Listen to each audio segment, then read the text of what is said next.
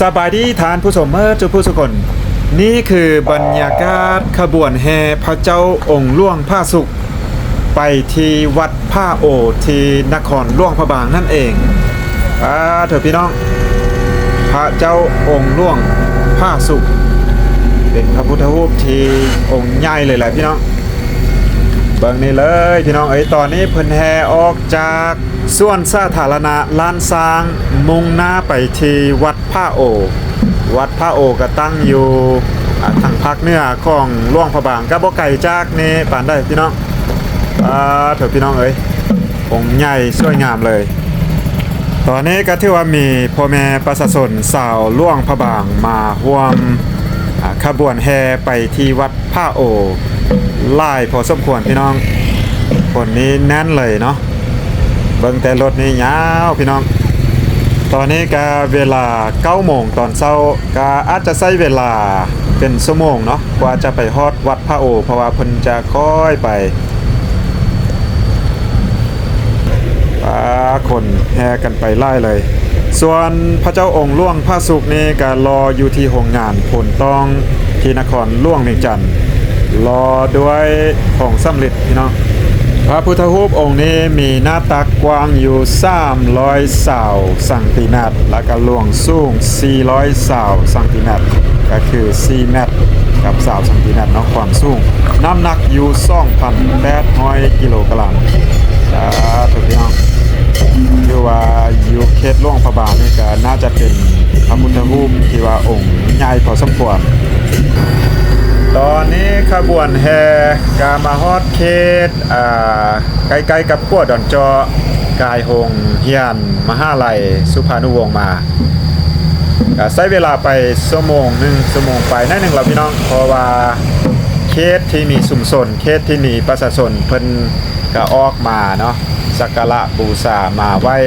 กับขบวนแห่ก็จะช้าลงได้มาฮอดเขตนี้บ่มีคนก็จะไวขึ้นนิดนึงแล้วไปทางหน้านี่ก็มีบ้านเติมอาจจะซาลงเติมเดี๋ยวอุ่นใจจะนำขบวนไปเติมได้หนึ่งใครแต่อากาศดีมื้อนี้บ่มีฝนบ่มีแดดอากาศนี้ดีเลยแต่บ่ซั้นคือเมื่อก่อนนี่ก็มีฝนตอนเช้าอาจจะยุ่งยากได้หน่อยนึงตอนนี้ถือว่าอากาศดีเลยตอนนี้เฮาการนำขบวนไปเริ่มช้าลงแล้วเพราะว่าทางหน้าขบวนน่าจะสลอความไวลงช้าลงเพราะว่าฮอดหมู่บ้านฮอดบ้านเนาะคันฮอดบ้านแล้วก็จะมีประชาชนเพิ่นมาต้อนรับมาไว้สักการะบูชาก็เลยว่าเฮ็ดให้ขบวนนี้ช้าลงก็จะช้าไปแบบนี้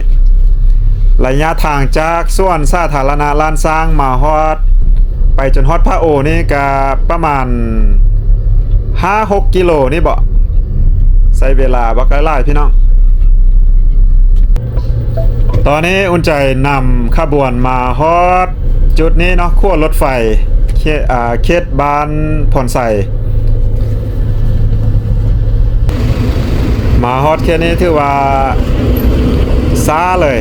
มีบ้านออกจากนี้ไป5วัดพระโอก็บ่ได้ไกลแล้วพี่น้องบ่ฮอดกิโลบ่น่าจะประมาณสูงสุดก็ประมาณกิโลเมตรนึงเถอะพี่น้องคนนี้มาไล่เลยเมื่อวานนี้เพิ่นขบวนแห่นี้มาแต่นครหลวงเวียงจันทน์เมื่อวานนี้พี่น้องเมื่อวันตามที่อุ่นใจได้ข้อมูลมาก็คือใช้เวลาเกือบ10 ชั่วโมงออกจากนครหลวงเวียงจันทน์มาฮอดหลวงพระบางเพราะว่าสภาพอากาศและก็สภาพหนทางเนาะตามทางนี้บางจุดบางบอนก็สภาพบ่อยากดีปานได้สภาพอากาศก็มีฝนเล็กน้อยโดยเฉพาะอยู่เขตกาซี่นะก็คือเขตภูเก้าหลักตามใจเห็นภาพอยู่ในโซเชียลมีเดียคือได้เอารถต๊อกนี่แหละดึงขึ้นสวยเพราะว่าทางนี้มืดบวกกับสภาพอากาศฝนตกก็เลยว่าลำบากนิดนึงก็เลยช้านะเมื่อวานนี้ตอนแรงเพิ่นมาฮอดอยู่ที่หลวงพระบางก็มีประชาชนหลายคนเข้าไปต้อนรับแล้วก็ไปทำพิธีทางศาสนาอยู่ที่ส่วนสาธารณะลานสร้างแล้วก็ค้างคืนเนาะแล้วก็มาฮอดตอนเช้ามื้อนี้ขบวนแห่ก็ เพชรนี่แหละพี่น้องแกไปที่วัดท่าโอวัดท่าโอก็อยู่นอกเมืองหลวงพระบางนิดนึงถือว่าเป็นวัดที่ใหญ่ที่สุดอยู่ในหลวงพระบางก็ว่าได้ถึงว่าจะบ่เป็นวัดเก่าวัดแก่ปานใดแต่ก็เป็นวัดที่ใหญ่มีพระมีจั่วอาศัยอยู่หลายที่สุดเลยอยู่ในทั่วแขวงหลวงพระบางเนาะมีพระมีจั่วอาศัยอยู่เกิน200-300ต้นนี่บ่น่าจะเนาะก็ขึ้นกับปีบางปีก็จะไล่ก่อนนะพี่น้องตอนนี้ขบวนแห่ก็ยังบ่สุดนะรถนี่ก็ยังไล่พี่น้องก็น่าจะไปเต็มอยู่วัดนั่นแหละและก็ดีก็คือวัดนี่ก็เป็นวัดที่ใหญ่คืออุ่นใจเว้าไปเนาะอุ่นใจน่าจะฮอตแต่จุดนี้หลังจากนั้นอุ่นใจจะพาเบิ่งบรรยากาศตามถนนหนทางเลี้ยวขวาไปพี่น้องไปทางเขตบ้านจัดสรร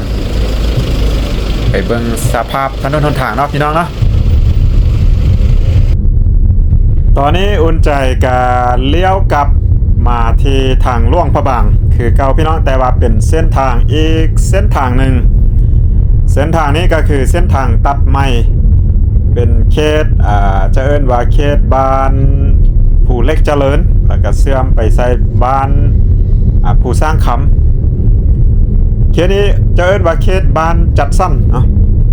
ถ้าว่าเป็นเขตบ้านจัดสรรหลายคนก็จะรู้หั่นแหละเพราะว่าเขตนี้เป็นเขตบ้านใหม่ที่ว่า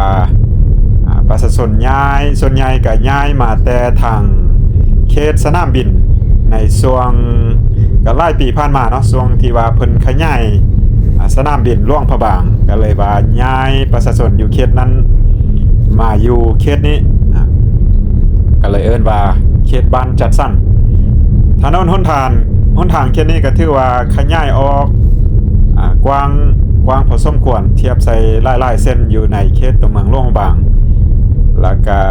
สภาพเส้นทางก็ถือว่าตอนนี้ถือว่าซ่อมแปลงขึ้นใหม่ละเพราะว่าเดือนแล้วนี่ป้าเปแทบเปว่าเขตนี้พี่น้องเพราะว่าตอนนี้ทางนี้กลายเป็นทางเส้นหลักแล้วก็เป็นทางเว้นตัวเมืองก็จะมีรถบรรทุกรถนักทุกชนิดเลยแลนเส้นนี้ถือว่าเกือบว่าตลอด24ชั่วโมงที่ว่ามีรถแลนแบบนี้โดยเฉพาะรถบรรทุกสินค้ารถนักที่ว่าเพิ่นบ่ให้เข้าไปทางในตัวเมืองก็จะเว้นมาทางนี้แบบนี้เลยพี่น้องรถจีนเนาะรถใหญ่ๆหนักๆแบบนี้เลยช่วงนี้อากาศเนาะบรรยากาศตามข้างทางนี้ถือว่าดีเลยเพราะว่าเป็นช่วงเข้าฤดูฝนหน้าฝนก็จะมีต้นไม้ใบหญ้าเขียวงามท้องฟ้าอากาศถ้าฝนบ่ตกนี่ก็ดีเลยถ้าฝนตกแดดก็จะยุ่งยากหน่อยนึงเพราะว่าตอนนี้ก็บ่มีฝนหลายปานใดเทื่อฝนอาจจะมาเซาแดดหน่อยนึงปีนี้เนาะฝนมาไวเดือน4เดือน5นี่ฝนมา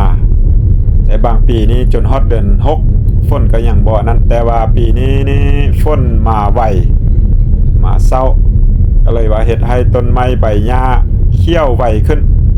แต่ฝนมาไวแต่บ่หลายปานใดพี่น้องว่าบ่หลายก็คืออยู่ภาคใต้วางอาทิตย์แล้วไปนี่เนาะมีข่าวน้ำท่วมหลายจุดหลายบอนเลยพี่น้องก็ถือว่าฝนมาไวพอสมควรปีนี้ยังบ่ทันฮอดเดือน7เดือน8เทื่อมีน้ำท่วมหนักละก็สิประมาณนี้เบิ่งทางหน้าพุ่นพี่น้องผู้ผ้าป่าไม้เนาะบ้านเฮือนเขตนี้ก็ถือว่าเริ่มพัฒนาขึ้นเรื่อยๆพี่น้องมีบ้านใหญ่เฮือนใหญ่ขึ้นมาแล้วเขตนี้ตามเส้นทางอยู่ทางหน้าเนาะ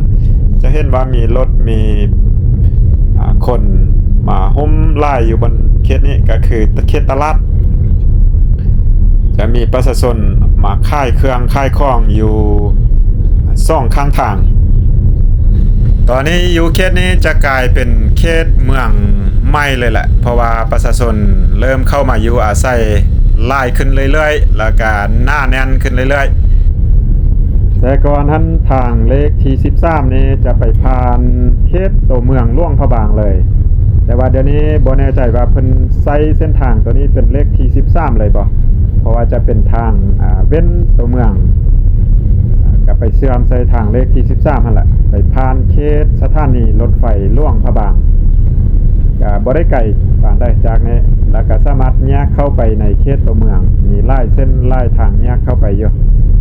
โอเคพี่น้องก็สิประมาณนี้เนาะสำหรับคลิปนี้ก็สิขอจบไว้เพียงเท่านี้พี่น้องก็เส้นเก่าเส้นเดิมขอบใจทุกคนที่เข้ามารับชมและก็ติดตามส่องหัวใจเนาะหวังว่าคงจะเจอกันคลิปต่อไปพี่น้องสำหรับคลิปนี้ขอลาไปก่อนสบายดี